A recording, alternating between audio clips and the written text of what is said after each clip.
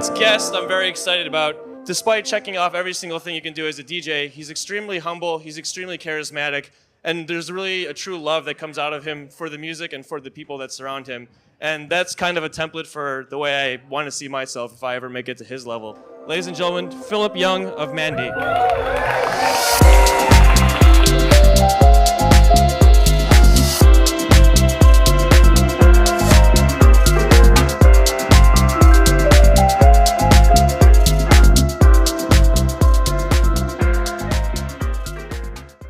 Pretty much checked every single box off the list for what a DJ can do, whether it's a label, playing clubs, releasing productions.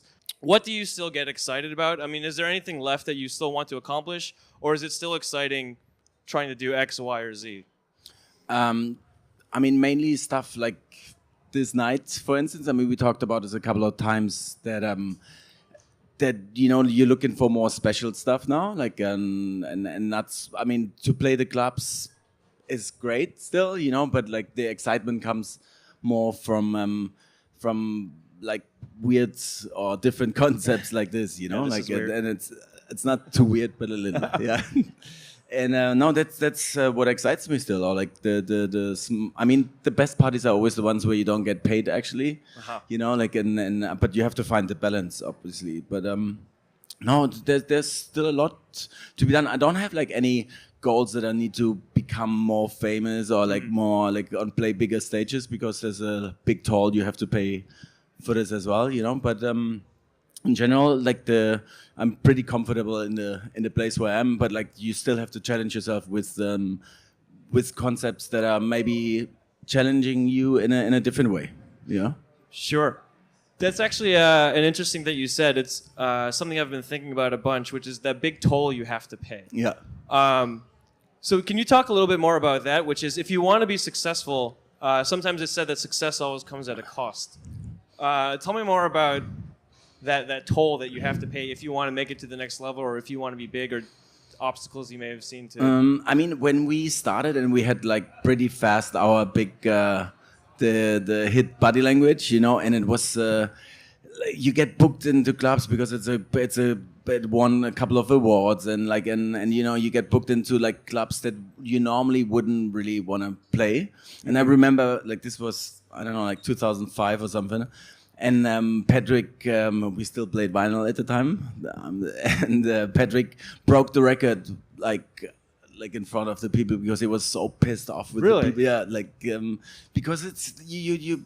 I mean, either you play this game, which is nice as well, and you play like you have just to change your DJ style as well if you wanna play in these big clubs. People expect something from you, and like repeat Body Language for 10 times or 20 times. And just play the hit, the hit, and you have so much more to offer as an artist. Yeah.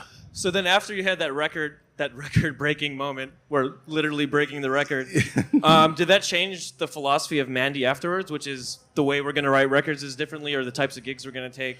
Yeah, just maybe not to repeat yourself too often. Like they're always like that, and not to play by a formula maybe, which is really harmful as well, because people never know what to expect. Like it's maybe not the best career choice. It's just, as always, like a choice you have to do as an artist if you want to like just be like success is the main goal in your life, or if like being an artist and having this kind of freedom. It's just everyone has to decide this for themselves, no? For sure. I mean, this is, as I'm moving forward, this is something I'm constantly thinking about. I mean, what type of artist do I want to be? Do I want to try to be something big, or if I'm happy with the gigs I have now, maybe I should just kind of keep things where they are. So it's a constant conversation I'm thinking about myself. Yeah, and when you start, when you first start, I guess you're happy when you tell yourself, if I earn like one day $2,000 a month, I'm gonna be the most happy man in the world, and then it's never enough. So you have to see where your limit is, So one thing that we've talked about before is, and this is one thing I've talked about on previous editions of this show, is the idea of underground and this aesthetic that we hold on to as artists. How do you reconcile the balance between trying to make a career and trying to still remain true to the underground at the same time? Yeah.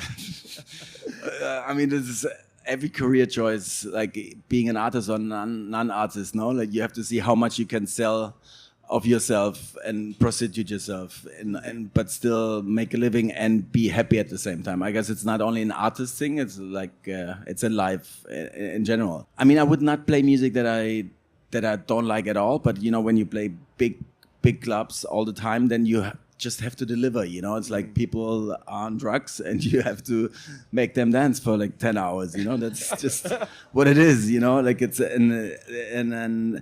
but I don't.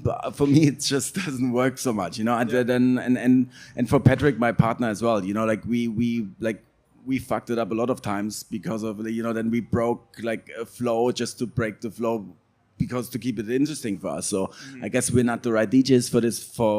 And you know, like sometimes yes, but not. It can't be the only career that I'm just like want to play big stages and it's yeah, for sure. Yeah. Something's going on back there.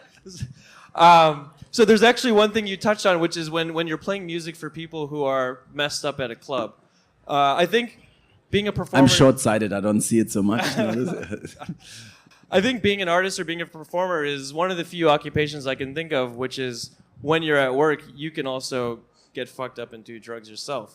I know that recently, after a very long career, you've recently made a decision to completely remove that from the performance aspect and play sober. So I would just like to know more about, you know, what led to that decision, or how has it affected your playing, or just I mean, I think it affects it a little better, but I got like an alcohol-free beer here from Germany. Thank you, guys. It's amazing that they have it here, actually. Do you ever try? I'll have a sip. No, really, it's really nice. I work for the company. No. It's really good. It is, no? Yeah, it's good. That's good. No, it's just at some point, it's just too repetitive, you know. Like you're in a job for long enough as well, you know. Like you just go to the club, you get everything you need, and then you get fucked. And if you start at 9 o'clock with dinner, then by 5 in the morning, even if you like take it easy, you have like 2 bottles of whatever inside of you, you know.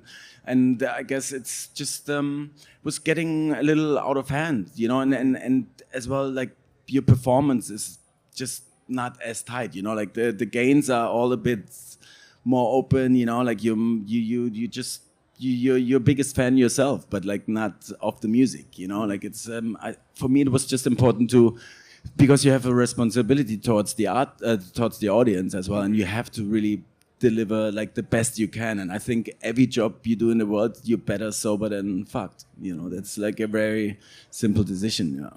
The interesting for me, I also recently made a switch to play completely sober, and actually at first it was a lot harder for me, because I think for a lot of people there's anxiety we have before we go on stage. There's the expectation from the promoter, the expectation from the crowd. You know, your friends around, you don't want to let them down. And I always found that having 2 or 3 or however many beers beforehand makes my job way easier. And as far from the performance aspect, I'm more fun to watch on stage and this kind of thing. So I think it's made it harder in many ways. But it's also been easier because the only time I ever wanted to quit being a DJ is when I'm on a flight the next day with no sleep, hungover. And it's like, if I can I'll finally remove those moments, you know, from my job, and I never want to quit being a DJ anymore. So. Yeah, no, it's right.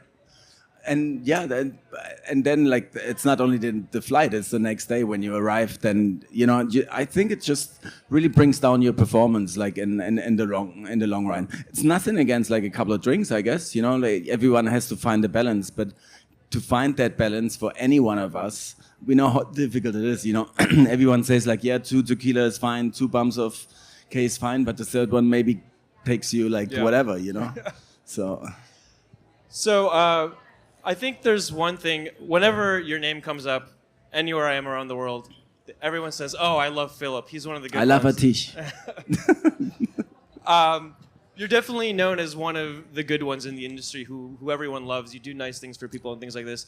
How much do you think a DJ's or an artist's personality is related to their success, whether it helps them or hurts them or does something else, in your observation?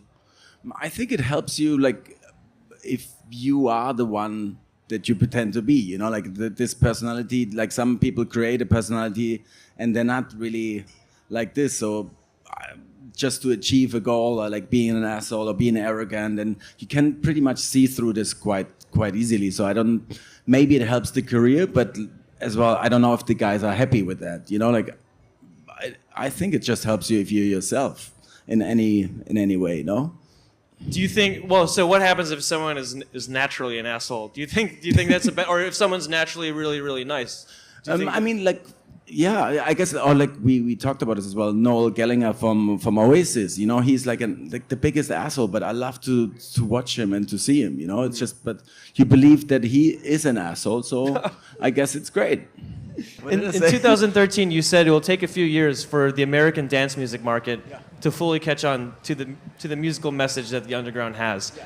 Do you think America has caught on to the underground sound in the last 3 years, or do we still have a long way to go? Totally. I mean, New York, for instance, is the new Berlin. No, like it's crazy. I can't believe how many parties there. Yeah. But it's true, no.